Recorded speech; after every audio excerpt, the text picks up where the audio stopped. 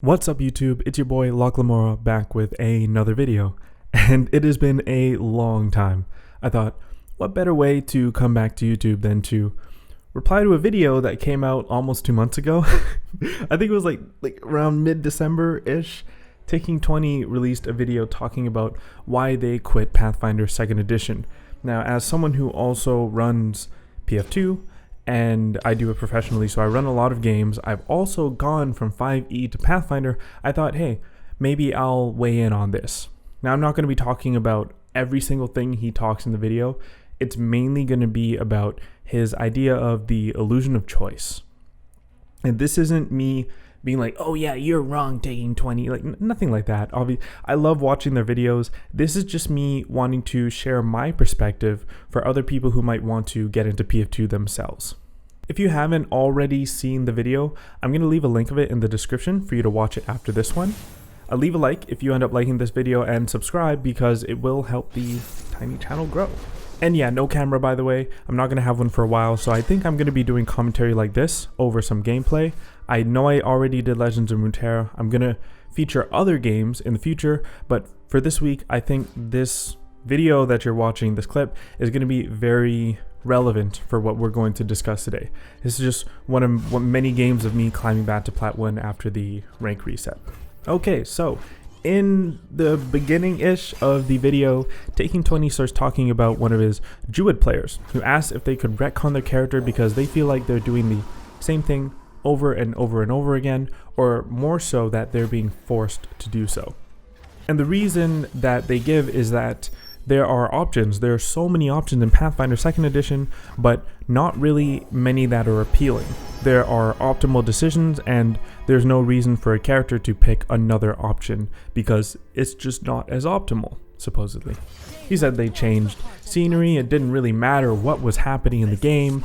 The players always ended up doing the same thing, and it's not just the Druid player, it was the Rogue, it was whatever class someone was playing. And the argument is that because there's so many choices that aren't as appealing as what the players built their characters for, that they're an illusion of choice. And to me, is a bit weird because that just sounds like a play pattern. And he recognizes that in the video on some level, that it is a pattern, but again says that it's irrelevant of what's going on. Now, I've run a lot of games in Pathfinder 2nd edition from levels 1 all the way up to 12. And there hasn't really been a time, to me, where players were always doing the same thing. Now, obviously, because players are picking certain builds, there are things that they would like to do with their builds, that their builds are made to do, but certain situations call for different things. I've had players who bought specific items and different weapons to tackle specific situations that they knew they might face, because they knew it was going to present different challenges. I've had players who were fighting this giant possessed tree. Some players were attacking some of the branches of the tree, distracting it, while the other player, who doesn't use swords, mind you, goes in for the final blow. And that is because he was the only one that could pull it out of the stone. It was like an Excalibur type of situation. But because of his race and his background and a few other things, he was the one who pulled the fated sword out. And that changed the way that he played that encounter. I don't really buy the idea that no matter what the situation, players are doing the same thing every time. But even if that was the case, to me that sounds like a play pattern. And that play pattern comes from the different gameplay options from classes, the different styles that come from classes, and the feats that you pick. That is just how it is. Your fighter is going to be good with weapons, not so much with spells. Your sorcerer is going to be great with spells, and while they technically have the option to use a sword, it's of course not optimal. It's not an illusion of choice that the option to use a sword is there. Just like the example I gave about the whole Excalibur tree thing, you may have a sorcerer who ends up using a sword. It can happen. There's an option there. Of course, you're not always going to do that because that's not what you built your character for, and that's okay. You see, games have gameplay loops, and when games have choices, these things tend to create play patterns. In my head, I'm thinking about Call of Duty. All I used to do in that game was run and gun, and that was fun every single time. It was the same thing, but it was fun. And if I got tired of running and gunning, I could decide to nuke 2 people because I decide I don't want to use skill. Or I could decide I want to pick up a sniper. And it changes how I play the game. So there's the gameplay loop of shooting people, and then there's the play patterns of the difference between using what is a handgun and a sniper and an assault rifle. It's like that for every game, and it's no different from the game that you're watching right now, Legends of Runeterra. And the reason why I picked this video was to explain that even if it's the case that you're doing the same thing over and over again, that doesn't mean it's not fun. I want you to think of the classes in Pathfinder 2nd Edition like the regions in Legends of Runeterra. Regions are like classes from Hearthstone, where you have Mage, Warlock, Paladin, or colors in Magic the Gathering. You have blue deck, a green deck, a red deck, whatever. These different colors, classes, or in Legends of Runeterra's case, regions, all offer a different pool of cards for you to choose from. And for this example, I want you to think of these cards as feats in Pathfinder 2nd Edition. So regions are classes and cards are feats. Now every region is going to have certain things they're good at because of the cards they offer. Noxus, for example, is really good at beating someone down despite what they're doing on the board, because they just are able to do so before the other person can really play the game. Demacia is really good at building up boards that just really stick there, and it's really hard to remove them there because they're really good at combat. The regions I'm playing that I'm combining together are really good at playing really big sweeping cards. They have really high value cards, probably some of the highest value cards in the game, which is why I'm playing in these regions. And within these regions, the cards are like feats.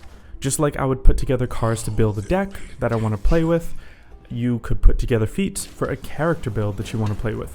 Sometimes I've made decks that I don't enjoy playing, and that's fine. I just tried other regions. I don't like Targon or Freljord, but I put them together and oh look, I found a deck that I actually enjoy playing. Just like that can happen in Pathfinder 2nd Edition. Now with this deck, as you've already seen, I'm using a card called Targon's Peak. It's a landmark card, and every round it reduces the cost of one random card in my hand and my opponent's by 0, which doesn't matter for them if they only have 2 cost and 4 cost cards, but it matters for me because I have a bunch of 8 cost and 10 cost and 15 cost cards. And I do this every turn. Every turn I'm looking for Targon's Peak and I'm playing it, and I'm discounting my super expensive cards and winning because I get more value out of having discounted cards than my opponent does. I eventually win, and usually I win by surrender because it gets to the point where my opponent realizes they're just not going to win against me and they're not going to come back. And I do that every game. It's fun. It's fine to do that. There's nothing wrong with something being repetitive. You just have to find the play pattern that you can enjoy over and over again, I think. I don't think that's the case for Pathfinder 2nd Edition, but even if it is the case, if you run into this in your games for whatever reason, try something new and find that thing that you know you can enjoy over and over again. And by the way, just because you have certain feats that work better together, and it doesn't mean that you have to feel forced to be like, oh man, I have to take this feat because this one works better with this one. That's not illusion of choice. That is actually the exact opposite. Like I mentioned with this deck, I've always wanted to run a bunch of big dudes and big spells in a deck. I loved the idea of big spell mage from Hearthstone and was looking for something like that in this game, and I found something even better when they released Targon's Peak, right? To make certain decks, you need certain synergies. You need enough cards to support that deck, just like in games you need certain synergies to come together for you to support that playstyle. In Pathfinder 2nd Edition, you need enough feats to work well together for you to actually have a viable playstyle. That is the opposite of illusion of choice, because it actually creates more playstyles for you. It's the exact opposite. It's not an illusion of choice. Not all feats are made equal depending on what goal you have. And I've never felt in any of my games that players who didn't pick the most optimal option were somehow lagging behind and suffering for it. The only thing you need to make sure that you do in Pathfinder 2nd Edition is have healing options. Get your healer's tools, get a cleric, get a champion, whatever, potion. Make sure you have some sort of healing because you'll need it. Outside of that, you're Gucci. And I know that anyone who's played in my game probably would not say that my games or my encounters are easy. But despite that, players who come in and just have a flavorful character idea and just want to optimize that idea are contributing just as much as someone who comes in just wanting to min-max, because there's no meta. This isn't a competitive game. It's not Overwatch. It's not League of Legends. It's not Dota or CSGO.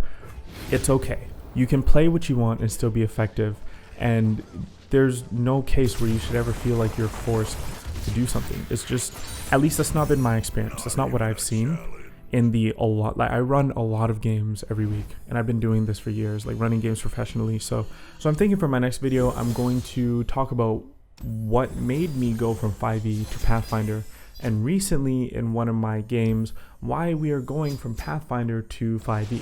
But that'll be, down the road. In the meantime, have a good night, and I will see you next time.